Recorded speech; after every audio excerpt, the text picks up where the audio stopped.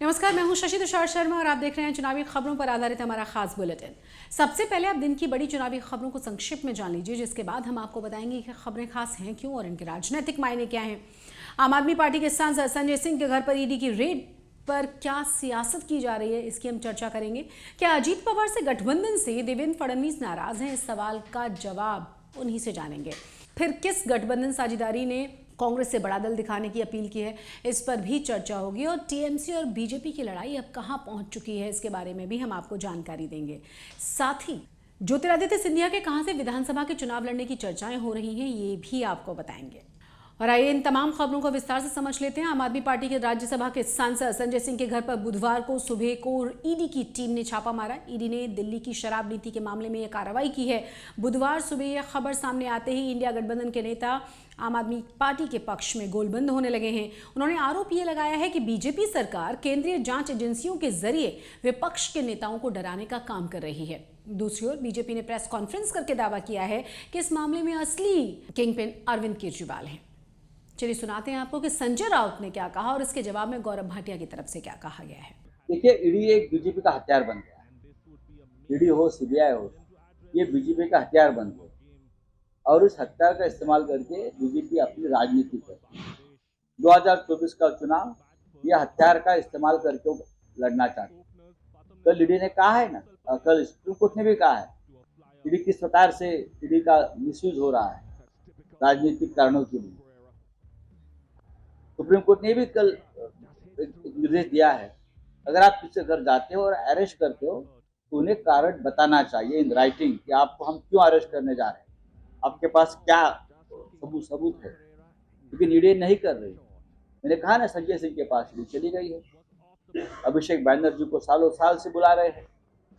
क्या है, इतने साल से बुला रहे हो और हमको तो बिना बुलाए अरेस्ट कर लिया, तो आपके सिस्टम क्या है?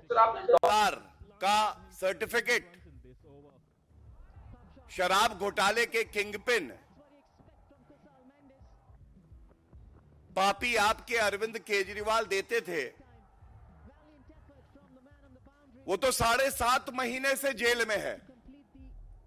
कहना गलत नहीं होगा, भ्रष्टाचार की 7.5 अरविंद केजरीवाल पर भी असर कर रही है। आज उनका दूसरा हाथ संजय सिंह, उनके यहां पे भी जांच एजेंसियों की रेड होती है। तो दिल्ली के पूर्व डेप्यूटी सीएम और आम आदमी पार्टी के वरिष्ठ नेता मनीष सिसोदिया पहले से ही इसी मामले में जेल में बंद हैं। ये पहली बार नहीं है जब संजय सिंह के घर पर ईडी की जांच हुई हो या रेड डाली गई हो। इसी साल मई महीने में भी संजय सिंह के घर पर ईडी ने रेड की थी, छापेमारी की गई थी तब भी, और उस दौरान उनके करीबियों के घर पर तलाशी भी ली गई थी। दूसरी ओर विपक्षी पार्टियां पहले भी केंद्र सरकार पर ईडी और सीबीआई के दुरुपयोग का आरोप लगाती रही हैं। लोकसभा चुनाव में भी वो इसी बड़े पैमाने पर इससे रणनीति बना रही हैं इस मुद्दे को उठाने के लिए। उधर महाराष्ट्र के डेप्यूटी सीएम देवेंद्र फडणवीस ने अजीत पवार को गठबंधन में शामिल करने की वजह बताई है। आज तक के बॉम्बे आईटी कॉन्क्लेव में फडणवीस ने कहा है कि अजीत पवार के साथ आने से गठबंधन की ताकत बढ़ी है।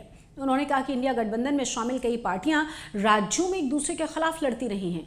एनसीपी से अलग होकर अजीत पवार उनके साथ आए तो इसमें गलत क्या है? अजीत के कैबिनेट की बैठकों में शामिल नहीं होने को फडणवीस ने ज्यादा तवज्जो नहीं दी। सुनवाते हैं आपको देवेंद्र फडणवीस ने और क्या कहा है इस कॉन्क्लेव में।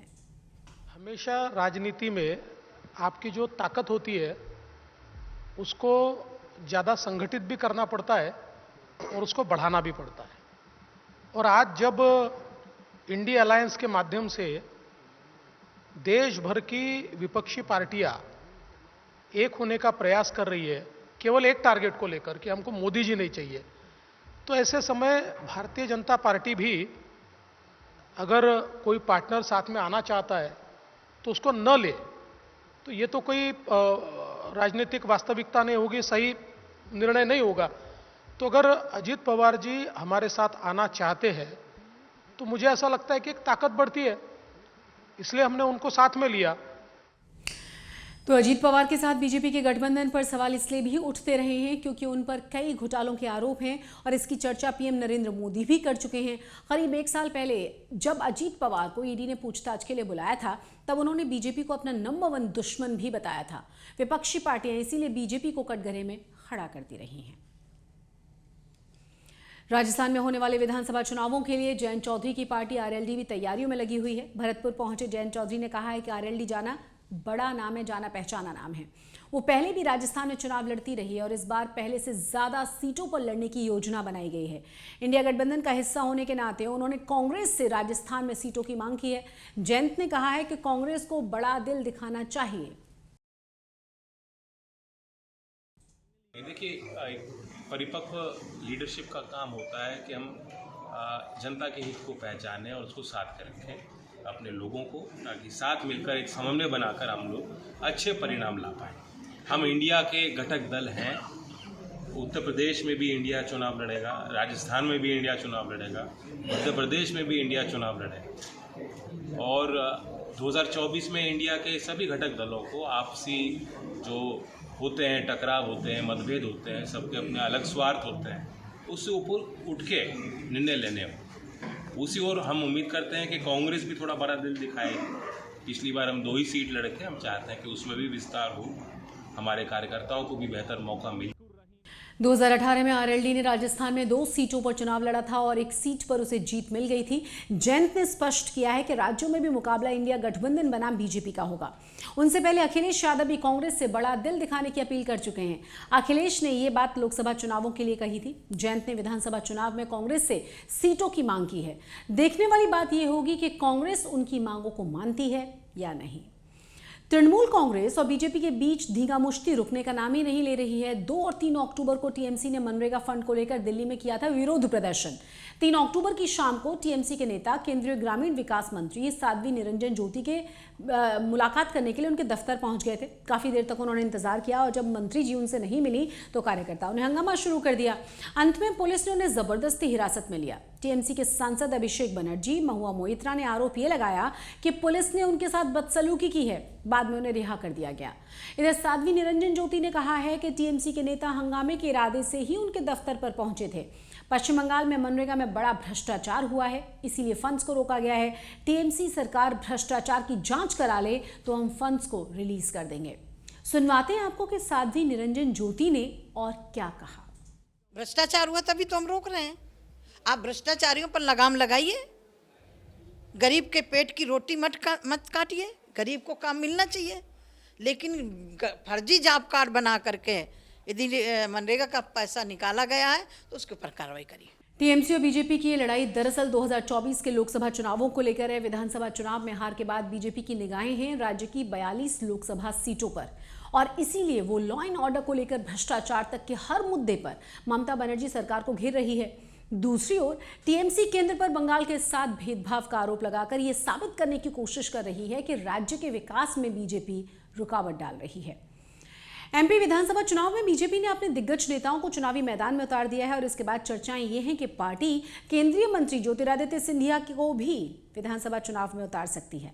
सिंधिया केंद्र में प्रधानमंत्री नरेंद्र मोदी के निकट सहयोगी हैं, साथ ही साथ उनके पास नागरिक उड्डयन मंत्रालय का जिम्मा है।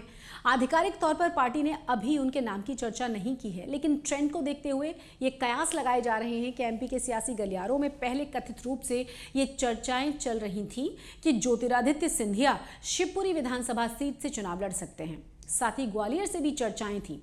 सिंधिया पहले ही कह चुके हैं कि बीजेपी कार्यकर्ताओं की पार्टी है और पार्टी का निर्देश हर कार्यकर्ता को मानना होता है। भारतीय जनता पार्टी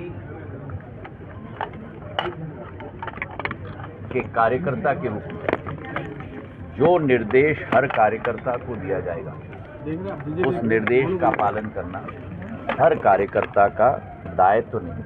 मालवा निमाड़ के इलाके से सिंधिया परिवार का गहरा जुड़ाव रहा है। ज्योतिरादित्य सिंधिया के भी मालवा निमाड़ में अच्छे खासे समर्थक हैं। वो धार्मिक नगरी उज्जैन लगातार आते रहते हैं। ये भी कहा जाता है कि भगवान महाकाल की सवारी को सिंधिया स्टेट में ही भव्य रूप दिया गया। यही वजह है कि भगवान महाकाल की आखिरी सवारी में पूजा के लिए सिंधिया परिवार का एक न एक सदस्य जरूर उज्जैन पहुंचता है। इसके अलावा भगवान महाकाल के सेनापति काल भैरव की पगड़ी भी सिंधिया स्टेट से ही आती है। उज्जैन से सिंधिया को टिकट दिए जाने का फायदा भी बीजेपी को मिल सकता है। सिंधिया मालवा निमाड़ में कई सीटों को प्रभावित कर सकते हैं। साथ ही साथ इससे ग्वालियर चंबल क्षेत्र में नरेंद्र सिंह तोमर के साथ उनके टकराव की संभावना भी कम होगी। अब चलते हैं दूसरी खबरों की ओर। जम्मू कश्मीर से अनुच्छेद 370 के खात्मे और लद्दाख को अलग केंद्र शासित प्रदेश बनाने के बाद ऑटोनॉमस हिल काउंसिल के लिए आज पहली बार मतदान हुआ है। इसमें लोगों ने बढ़ चढ़कर हिस्सा लिया है। काउंसिल में 30 सीटें हैं, जिनमें से 26 पर चुनाव हो रहे हैं। आज़ाद समाज पार्टी के अध्यक्ष चंद्रशेखर आज़ाद ने राजस्थान में एक साथ कांग्रेस के बीजेपी पर हमला किया है और जालौन में चंद्रशेखर ने कहा है कि अशोक गहलोत 5 साल से मुख्यमंत्री हैं, लेकिन राज्य में विकास शून्य हुआ है। दूसरी ओर बीजेपी का जिक्र करते हुए उन्होंने कहा कि एकमात्र मकसद है बीजेपी का समाज को विभाजित करना। चुनावी खबरों के हमारे इस खास बुलेटिन में फिलहाल इतना ही। चुनावों से जुड़ी हुई तमाम जानकारियों के लिए और हर दिलचस्प अपडेट के लिए आप सब्सक्राइब कीजिए चुनाव आज तक को। मुझे दीजिए इजाजत। नमस्कार।